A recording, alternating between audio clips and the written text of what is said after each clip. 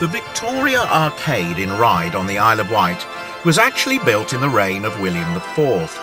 The foundation stone was laid on the 25th of May 1835 by John Lambton, 1st Earl of Durham. It opened on the 1st of July 1836, a little under a year before Queen Victoria came to the throne.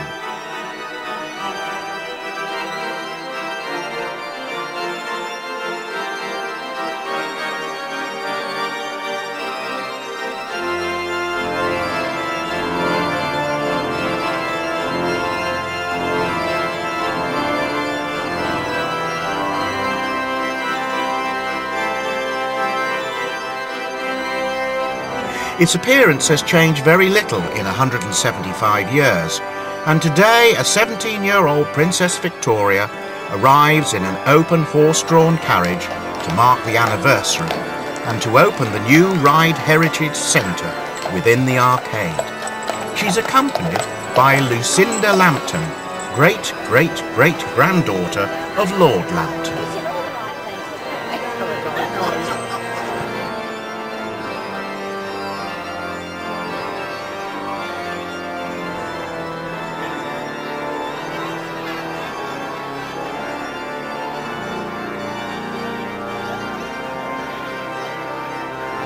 To help celebrate the occasion of the arcade's 175th birthday, children from Greenmount Primary School in Ryde have come dressed in period costume to meet the princess and dignitaries.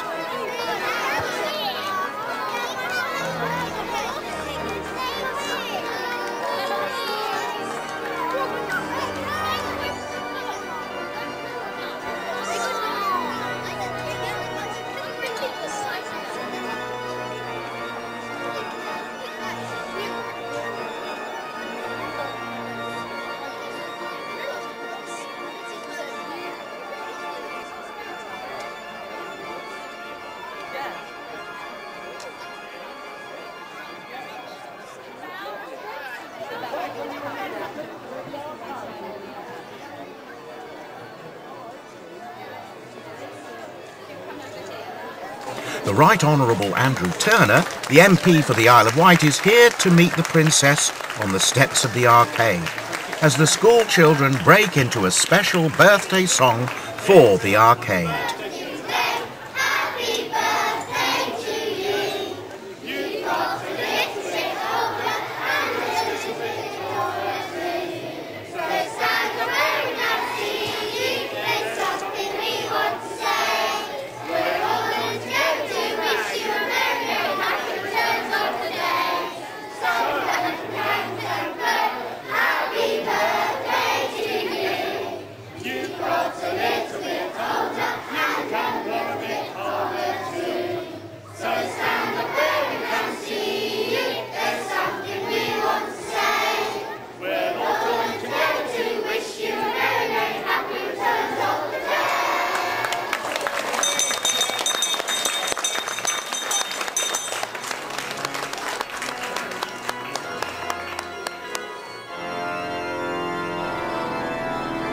The Princess now proceeds into the arcade, which is lined by children from Five Ways School in Ryde.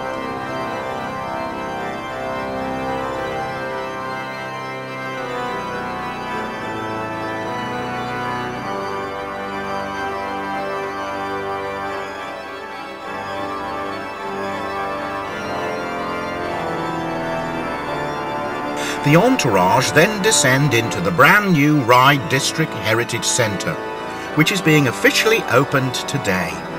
The floor is made up from plank boards off the recently renovated Ryde Pier. Inside the Heritage Centre, the Princess poses for photographs with Andrew Turner before he cuts the ribbon, watched by Lucinda Lambton, who will say a few words about her ancestor, Lord Lambton. It gives me great pleasure to declare this open. Note the backdrop is of the old Ryde Pier head.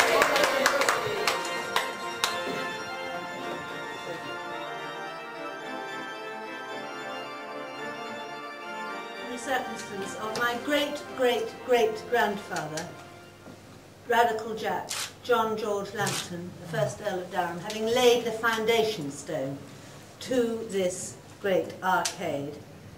And how proud he would be to see its sensational restoration. So cheers to that. And as I'm here as the living link with the man, I thought I could entertain you with a moment or two about his character, as it was, after all, he who laid the very foundation of the building. And he was a great liberal reformer. And among his other major triumphs was that he was the prime mover in the Reform Bill, the co-author and really the originator of it. And he gouged out all the rotten boroughs in England. And he was also quite astonishingly handsome and reckless and romantic and ardent and impetuous and emotional to a fault. And he'd inherited a giant fortune through coal, but was nevertheless hailed as King of the Colliers by the pitmen themselves, thanks to his ever-acting improvement of their lives. It was he who insisted that they establish their own unions, and so as to avoid the odious punishments which were too much for him of seeing his pitmen chased naked through the streets, being beaten by the overseers in front of their wives and their children. And it was in his minds too that Davy first used the Davy lamp, paid for by him and first lit by him and Davy Underground. He was to relish all branches of learning. I'm telling you this because he was the one who was the very foundation of this building. He was to relish all branches of learning, both mental and manual, always in paroxysms of pleasure, like a person in liquor whenever he was learning. He was often described as drunk with enthusiasm. Or in his life he was made the ambassador to Moscow when he forged an intimate friendship with the Tsar. And by 1838 he was off to be Governor General of Canada, accompanied by a chef and 2 regimental orchestras, if you please.